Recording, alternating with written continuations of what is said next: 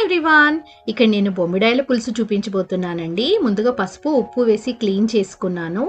బొమ్మిడాయలు 2 ముక్కలుగా కట్ చేసుకున్నాను. నేను కొంచెం కారము, పసుపు, ఉప్పు వేసి మ్యారినేట్ చేసుకొని పక్కన పెట్టుకున్నాను.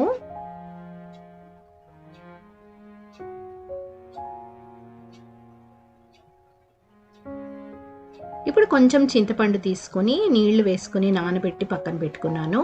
అల్లం వెల్లుల్లి పేస్ట్ రెడీ చేసుకున్నాను. తర్వాత ధనియాలు, జీలకర్ర, మెంతులు పొడి చేసుకొని పెట్టుకున్నాను. ఉల్లిపాయలు, పచ్చిమిర్చి.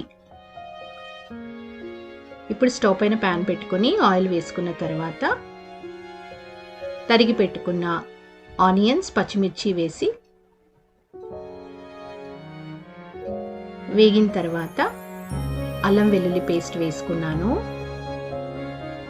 నూనెలో కొంచెం ఫ్రై చేసుకున్న తర్వాత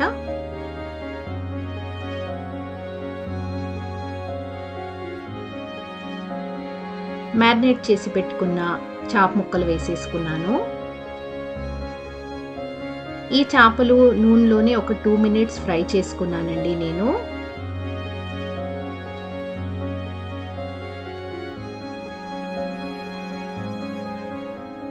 మూత పెట్టుకొని మగ్గించుకోవాలి. ఒక 2 minutes మగ్గితే చాలు. తర్వాత కూరకు తగినంత కారము, పసుపు, ఉప్పు వేసుకొని ఒకసారి కలుపుకొని చింతపండు పులుసు పోసేసుకోవాలి.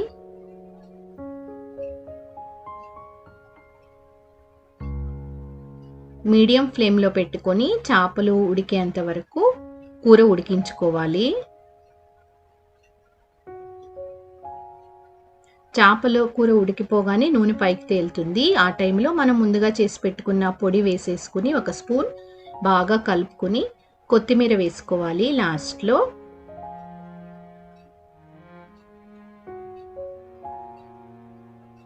కూర బాగా దగ్గర పడింది.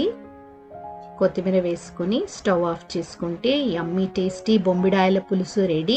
వీడియో నచ్చితే లైక్ చేయండి. కొత్తగా చూసేవాళ్ళు సబ్స్క్రైబ్ చేసుకోండి. Thank you for watching. Bye bye.